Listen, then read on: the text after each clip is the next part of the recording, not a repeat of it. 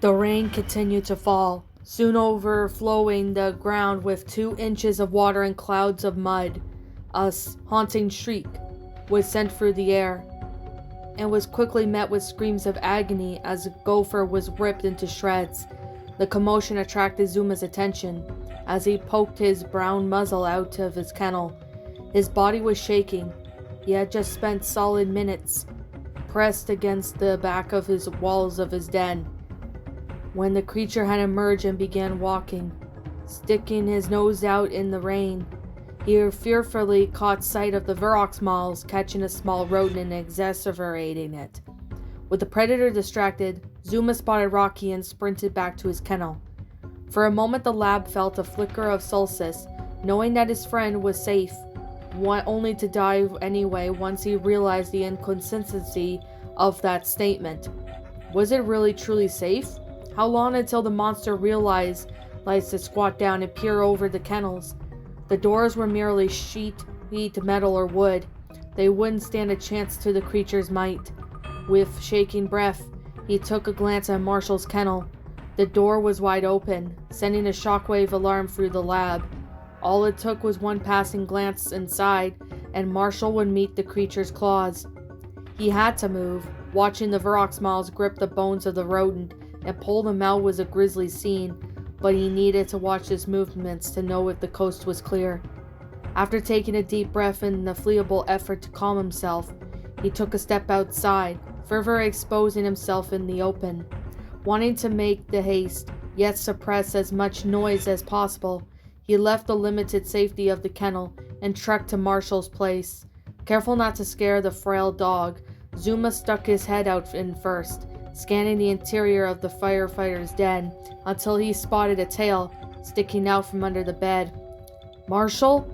he tried to call out, looking around before creeping inside. "Are you okay?" No response. Zuma knew he was scared, but just as he was. There was no time to panic.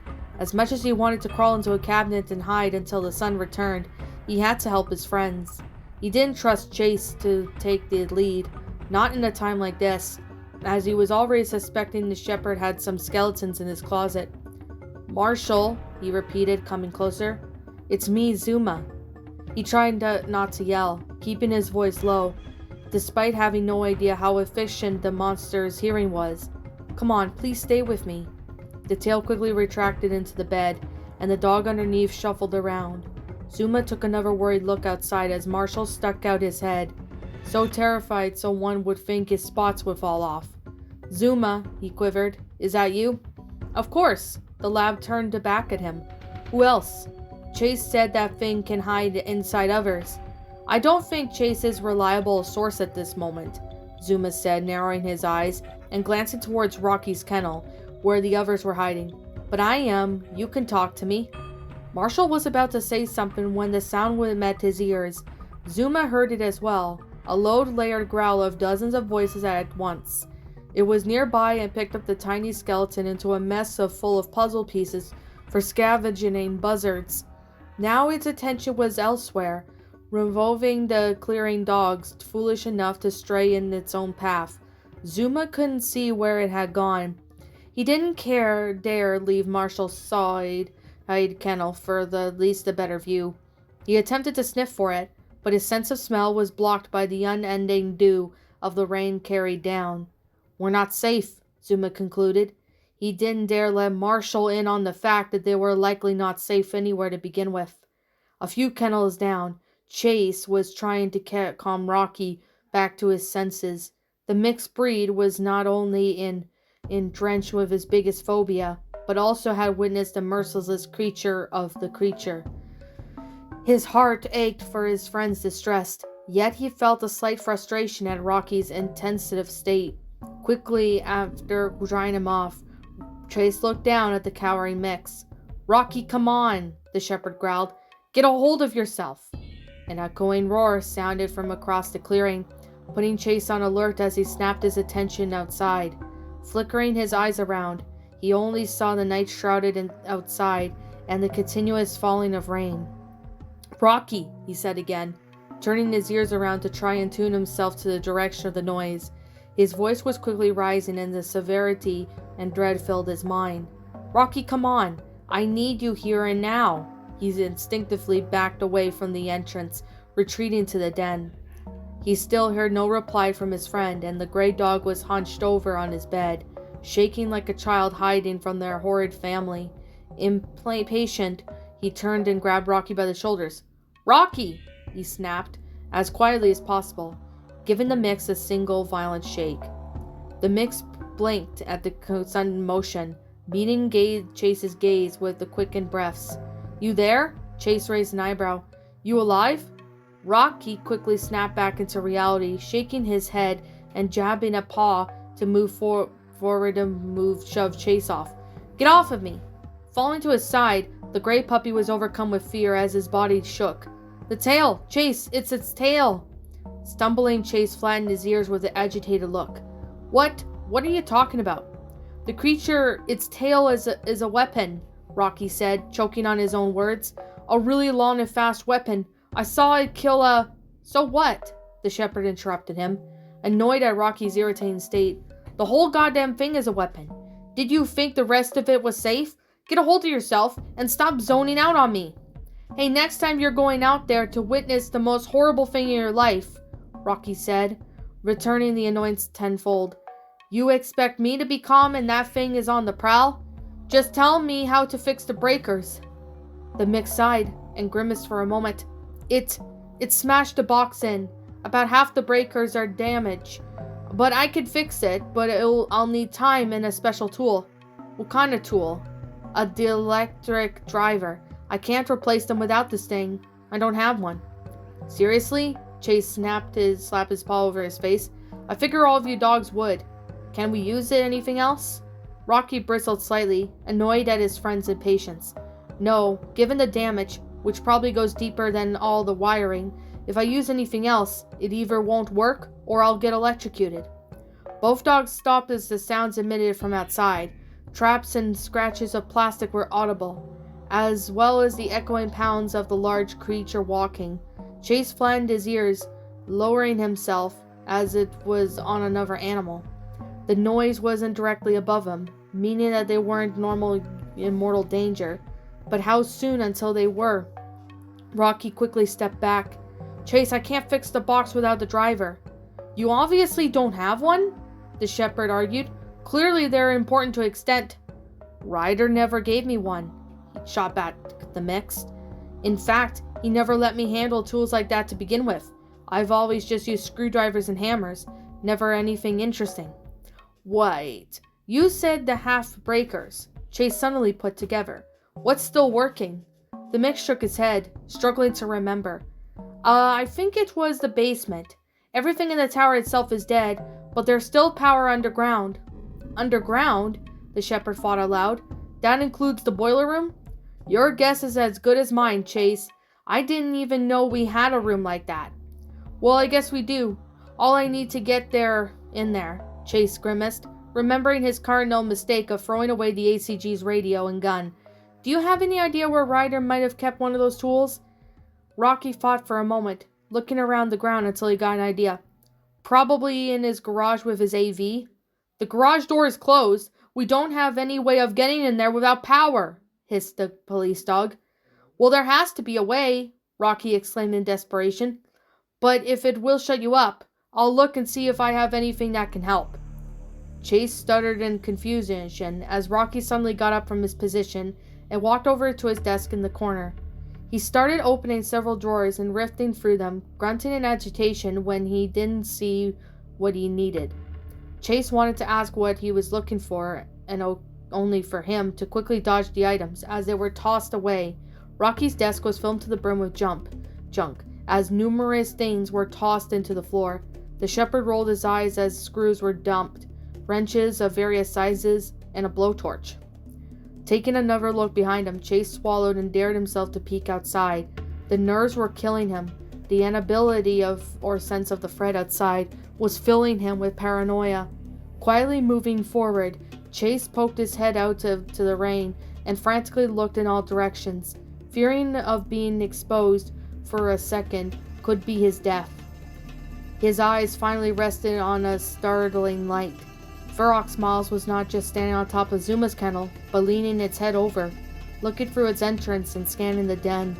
Its black tentacles were groping around the structure, seemingly latching onto the event it would need to climb inside the kennel from upside down. Its long tail danced in the air, quivering with anticipation. Chase gulped and pulled himself back in. "Rocky, it's starting to look in the kennels," he said frantically, trying to hide the quivering and the fear in his voice. "Whatever you're looking for, find it now." "Got it!" Rocky gripped a blue roll of paper inside his teeth and pulled it out of the cabinet. "What is that?" "Blueprints of the tower," the mix replied, dropping the paper and letting it unroll on the ground. "Ryder gave me this when he tasked me with fixing some pipes. I guess he never asked for it back." Chase came forward to study the paper. It was detailed description of the lookout tower, complete with the exact measurements and every single nook and cranny, as well as documented. "There," Chase pointed to the small rectangular below the tower diagram. "That's the boiler room. That's where I need to go." "Hey, what about the vent system?" Rocky pointed at a few faint network lines that formed a grid around the tower. The shepherd narrowed his eyes until the lights came on in his head. "You're right, look! Here's one that connects to outside. If we get the covers open, we should be able to get inside." "Looks like it's just around the tower," noted the mixed. "Somewhere behind it. It looks like we need to get the others." Chase quickly glanced outside, assuming that thing hasn't gotten them. His words were met with a shocked bark from an appalled mix. "What? Don't say things like that." "Just get ready to move." With his idea now churning in his head, Chase glanced outside, only to be confused as the Varrock's Miles was nowhere to be seen, and the pouring rain made it difficult to see, but a creature like that would stand out in the open. Confusingly, the monster was seemingly gone, vanished from eyesight, with the small sounds of bewilderment. He pushed himself off further to get a better look around. Where did it go? Chase looked at his head, slightly still fearful, but relieved that the coast was clear. Small droplets hit his head, making him remember that he was in the rain. Sighing, he shook his head to get it off the water, scattering droplets around him. He was about to walk inside when something quickly caught his eyes. Red droplets, in a small radius around him. Several drops of red were spread out. Chase narrowed his eyes and looked at the odd stains, trying to figure out where they could have been from. "Hey, Rocky, are you seeing this?" he called back to his friend. The mix turned around. "Seeing what?" He quickly stopped, suddenly freezing up and backing away. Chase noted his friend's sudden terror and gave him a puzzled look. "Why are you looking at me like that?" "Chase," Rocky quivered, "there's blood on your head." "Oh my," the shepherd repeated, still confused. "What?" He reached a paw up in the slick back of fur on his head, bringing his arm back down and held his paw in front of him, nearly choked when he saw his paw pads covered in crimson red blood. "What?" he tried to say, looking to his side out in the clearing. He quickly spotted Zuma staring at him, eyes also wide in fear from the muzzle agape. It was then Chase had a haunting realization. The drops of blood hitting his head weren't rain at all. A screech filled the air. Varrock's Miles jumped off of Rocky's kennel and landed with a splash of water and mud. It was ambush, its body blocking the way into the kennel, as Chase fell backwards in alarm. The shepherd's eyes widened, his own words overlapping at his heart skipped a beat. He landed on his back like an overturned turtle, screaming as he flailed in the mud, stalking it like before him. Varrock's Miles stared down at the helpless puppy, hissing as it walked forward. "No, no!" Chase's paws finally caught traction, staring up in paralyzed terror at the creature. The rain beat down, bathing the creature and giving it a lovely shine, while also mockingly showering the water in Chase's eyes. With every fiber of his being, he tried to crawl backward, making feeble distance, but as the Varrock's Miles continued to walk, closing the area between them. With every few feet Chase had crawled away, the creature would make a single step. It watched Chase's horror as his distress and his fear, and basked away every second of it. The sheer terror it pulled its victims, like it was a rush of the strongest drug out there. The tentacles that lined its body vibrated to life, unwrapping from its torso and reaching forward. "Chase!" Zuma howled from across the clearing. frozen in terror at the sight of the perfect predator. No! Chase helplessly waved his paw at the creature. Like the jester, anyone will be alone enough to ward it off. Get away! Get away from me! The police dog stumbled backwards, panicking as he frantically pushed himself back. The mud was catching him, slowly pulling him into a shrinking hindrance that would take his life. The creature before him merely followed steadily, emitting a low hiss as it stared down into him with its torn, beady eyes.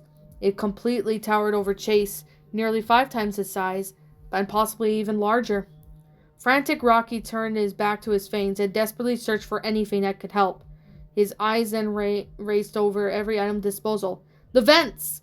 Chase called to his friends. Use the vents to get in the tower. The mix looked over the objects on the floor and quickly spotted the blowtorch. Heart racing, he grabbed the small tool by the handle and raced to the front door of the kennel. Chase's life was flashing before his eyes as he backed up to the soiled puddles that flooded his clearing. His gaze locked with one of the monster. Rocky raced for the front, then quickly backed up from the Varrock's flicking tail, eagerly beginning to twist and contort. Thinking fast, Rocky turned his head to the side and sharply tossed out the tool as hard as he could. The blowtorch sailed under the creature's legs and landed in the mud with a splat. Chase quickly glanced down at it and then realized that his life depended on it. He grabbed the blowtorch with his teeth and already sharing a snarl from the creature's response. He kicked the valve on the back as far to the right as it would go, held up the torch and sprayed whatever god or gods were watching him, and bit down on the trigger. The clearing of the lookout was suddenly illuminated in bright glow, burning away the darkness as the fire's scorching light bit into every dark corner and shone brightly. Zuma and Rocky had to hold up an arm to shield their eyes, having spent too long in the dark, as their eyes were unprepared for the searing brightness that now burned before them. Not even the rain could snuff out the flame. The only thing that would stop it was the limited fuel within it. Turning the gas valve up to its maximum was not in intended use, as this would cause an unstable flame to emit outwards continuously. Chase himself was already blinded by being so close, as the torch was directly carried into his mouth. Varrock immediately stumbled backwards and roared out, colliding with Rocky's kennel and making it rock to the side.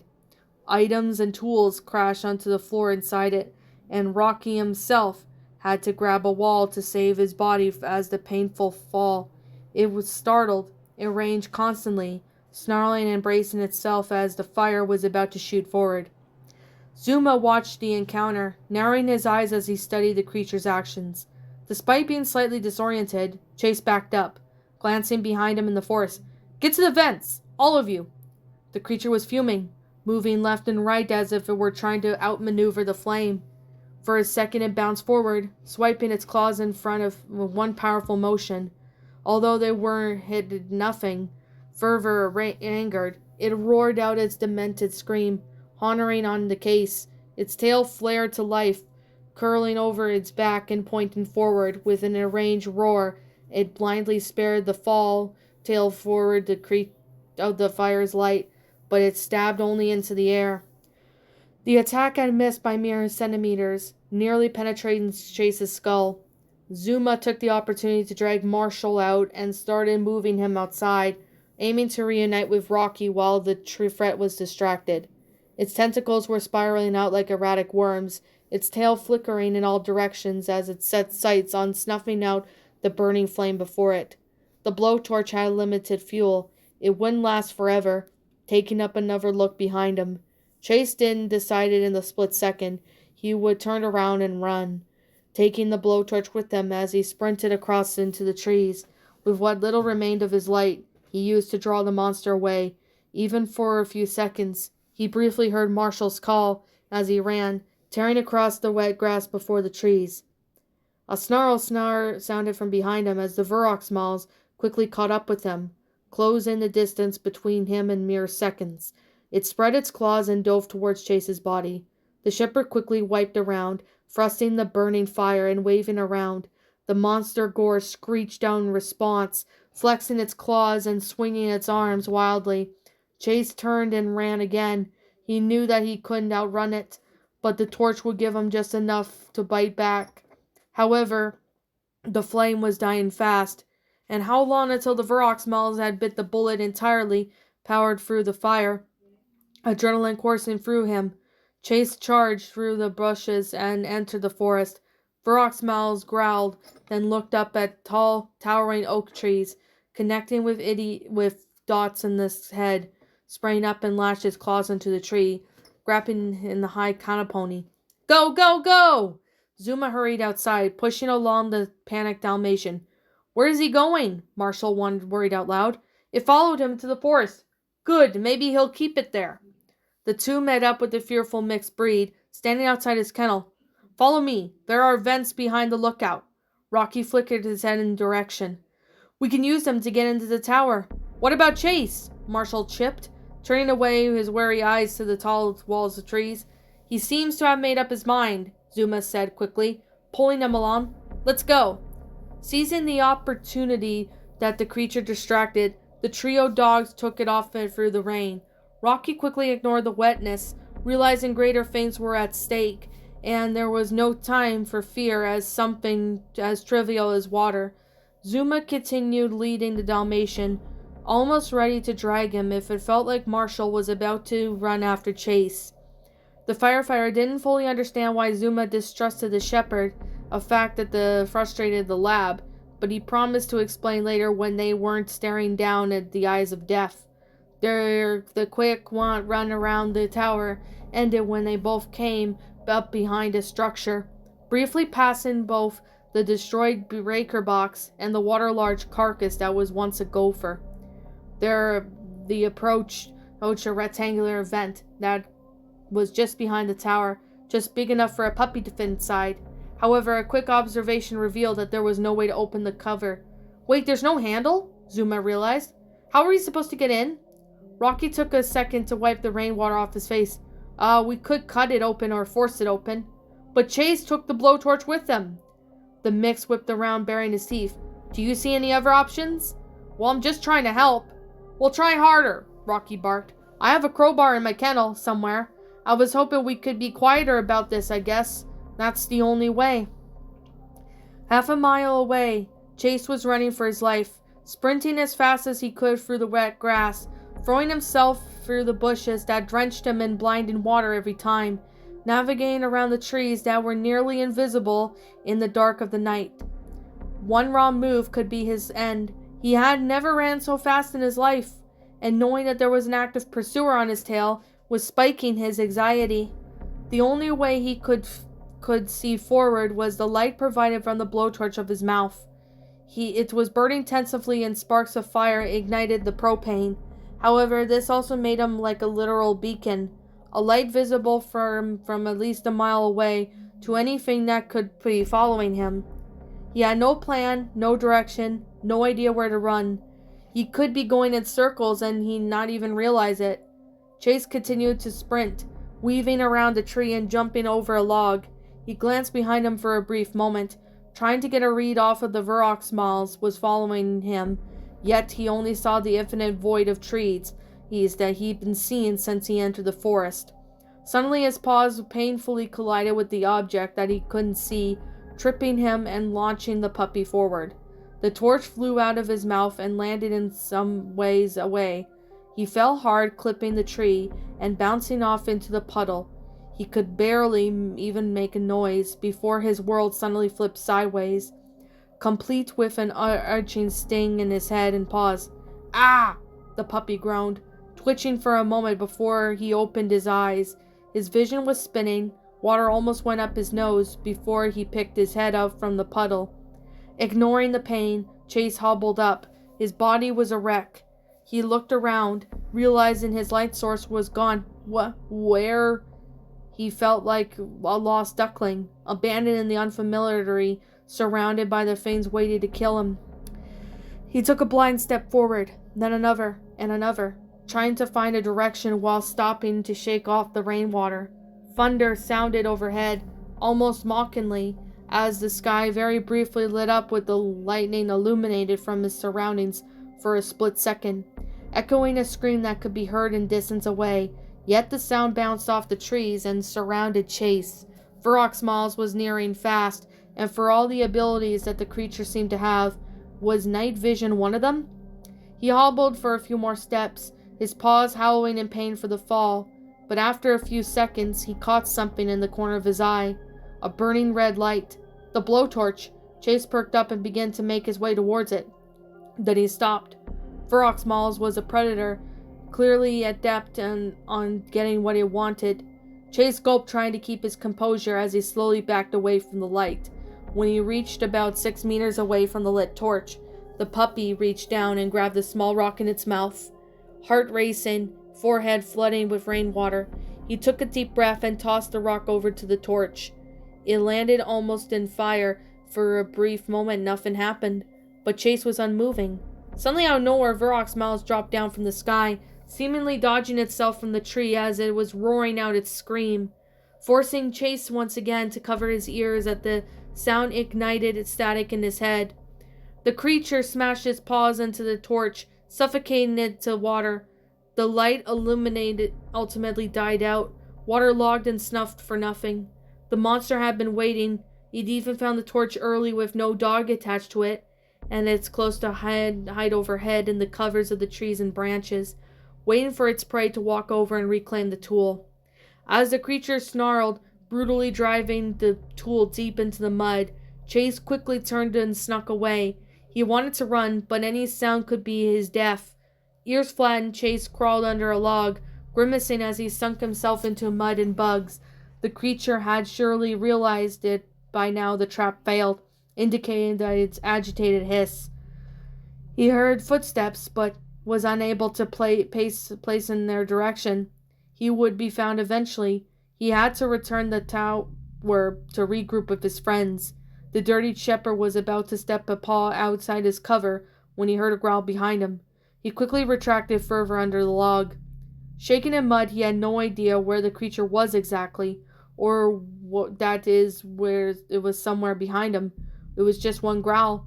What did it mean? Was it moving away, or coming closer? Or did it truly lose Chase, or was it mere seconds from death? Suddenly the log above him lurched forward, smashing into Chase's back. Ugh! He suppressed a pain, cried, as the log already pressuring his spine. It wasn't over. The log pushed further. Chase bit his tongue hard as possible to withhold his screams as he was crushed underneath. If his bind wasn't going to snap, he was going to be forced onto the ground, buried in mud and left to suffocate. Varrock Smalls had its paw on the top of the log, propelling itself to get a view of its surroundings. Trying to locate its prey, it truly was unaware of Chase's location, or was it executing him? Burying him alive in ground? Chase tried to shift himself to his side, but his body was trapped. He struggled to get a gulp of air as the water began to rise over his nose. His paws and arms were pushed deep into the soil, effectively rooting for its incoming grave. His lungs began to fry, quivering and pleading for the air as the puppy fought to keep his nose up. Jagged wood began to cut into his head, and water leaked into his mouth. The log was forced further, pressing the dog in the ground as he began to slowly consume by darkness. With a final hiss of irritation, Varrock Smalls turned, releasing the weight from the log. Chase was milliseconds from suffocating to death when his burden suddenly lifted, his nose shooting out of the mud and desperately inhaling. His life was spared for now. He struggled against holding the mud, wraggling his arms and legs free from their hold in the ground, shooting out his front legs and gripping whatever solid ground he could find. Finally dragging himself out, he quickly coughed up the grime that had slipped down his throat, and then took a few deep breaths. His fur was completely slathered in mud and twigs, obscuring his natural colors and making him resemble that of a swamped corpse. His back was in agony from the overheated assault, but he had to return to the others. Looking around fearfully, his muddy ears pricked at the unworldly shriek in the distance behind him. The monster was surely going back to look to finish Rocky, Zuma, and Marshall, if it couldn't have done the shepherd.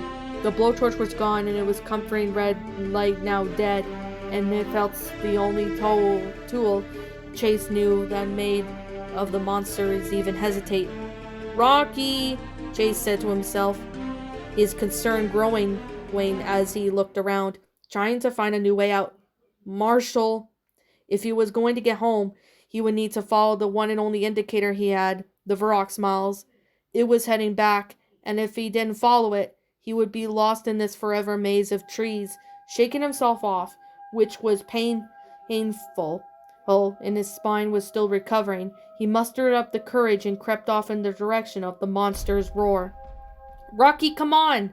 Zuma whined as he looked down in worry. I hear its roar. It's coming back. I've never done this before, okay? The mix shot back in reply, trying to carry the heavy crowbar in his mouth. You need to wedge it right under the hinges.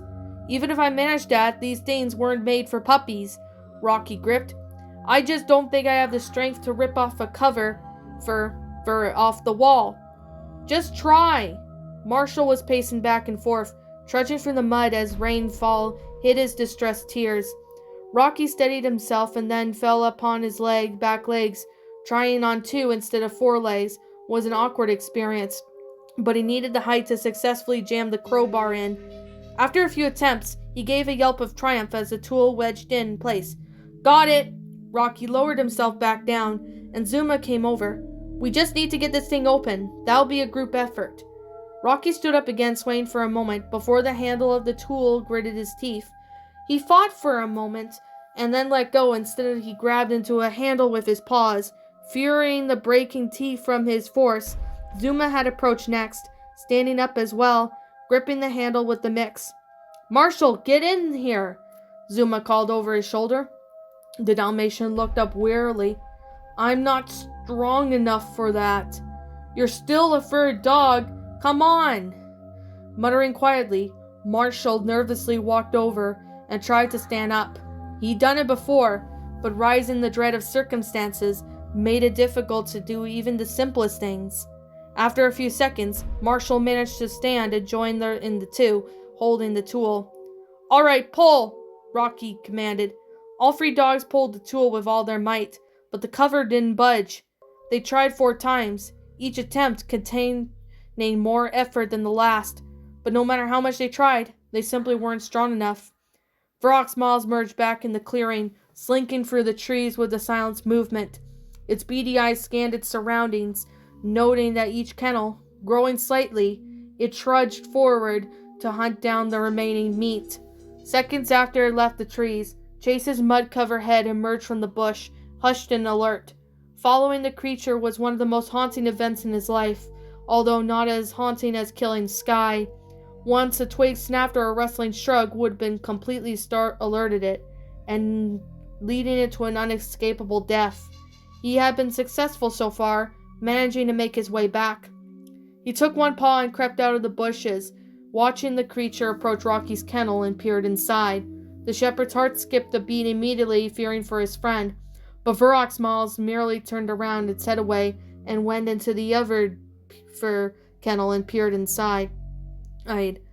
Once he had Chase's words, they all likely had the vent right now. Perhaps that they are far away from safety, then they had opened it so long ago. But creeping through the woods, Chase kept a long distance from the monster, and using his muddied appearance as camouflage as he made his way behind the tower. It's no use, Rocky panicked, as he gave the crowbar another hopeless tug. We're going to die, Marshall said, pacing. Okay, I'm in charge now, Zuma growled, turning to the others. Follow me. Suddenly the Dalmatian jumped in the air in surprise. Ah! The 2 dogs quickly turned their heads, eye-wide at their friend's outburst. Both the mix and the lab froze against the sight of the creature before them. A creature caked in blood and mud. Quiet, Chase insisted, looking around. It's here. I couldn't keep it in the forest. Marshall fell backwards, sticking its 4 legs straight in the air as he laid with a shocked expression. Rocky blinked, shaking his head. Chase, is that you? What the hell happened to you? Zuma exclaimed at the shepherd's grisly appearance. You look like a swamp monster. I narrowly escaped death, that's what happened, Chase replied hastily. It's still in the clearing, and I'm pretty sure I just heard Marshall. We need to go now. We can't, Rocky protested. We're not strong enough to get this thing off. Oh, for God's sake, Chase snarled, flattening his ears at his friend's hopelessness. We are all about to be dead in 4 seconds, and you just gave up? The shepherd quickly shouldered past the Labrador, standing up and gripping the tool. All 4 of us should be more than enough. Rocky Marshall quickly moved to grab the tool once again, but Zuma hesitated for a brief moment. He was happy to see his friend alive, but deep down, a part of him had hoping that Chase had run to his death in the forest. Shaking the thoughts away, he quickly came up behind and joined the group in effort. Now, Chase gave the command. All 4 of them lurched back, putting every amount of effort that they had. There was no greater motivation than knowing how failing to do so at this one big thing could result in a complete extinction of the Paw Patrol. As if someone by miracle, the vent cover broke under the pressure, snapping it from the hinges and falling to the wet soil. Screws and broken bolts were flown into the air, landing in the water like drops of metal. The vent was now open, revealing a dark, hot, narrow corridor that led into the inner workings of the lookout. We did it! Rocky exclaimed. Go! Chase turned to them. Get inside, I'll follow. The shepherd quickly helped Rocky inside, pushing him in, then to Marshall, and helped as well. He turned to Zuma, holding up his paw for a boost. Zuma merely just stared at the shepherd for a brief second, a blank look on his face. Chase frowned, and lowering his paw slightly, the lab suddenly walked forward, pushing past Chase as he climbed into the vent on his own, rejecting Chase's assistance. While slightly perturbed, the muddied police dog thought nothing of it and jumped into the vent. The Vurox Miles had been searching the blue kennel, where it heard the Dalmatian scream. It picked its head up, standing with the firm yet 7 feet tall, as it lurched its torn ears. Trying to narrow on the sound, its tentacles danced in the air, tasting for sounds and smell could pick it up on it. It stood still like an antenna that was close to relaxing, as if nothing else hit its ears. Then the vent cover fell. The sharp, unmistakable sound of tearing metal ran throughout its hearing. Snarling, Vurox Miles bared its teeth as it narrowed on the sound. After a few moments, it turned its head in the direction of the tower. The sound had likely come from behind it. Getting low, the creature began silently stalk its way over, its thin tail flickering behind it.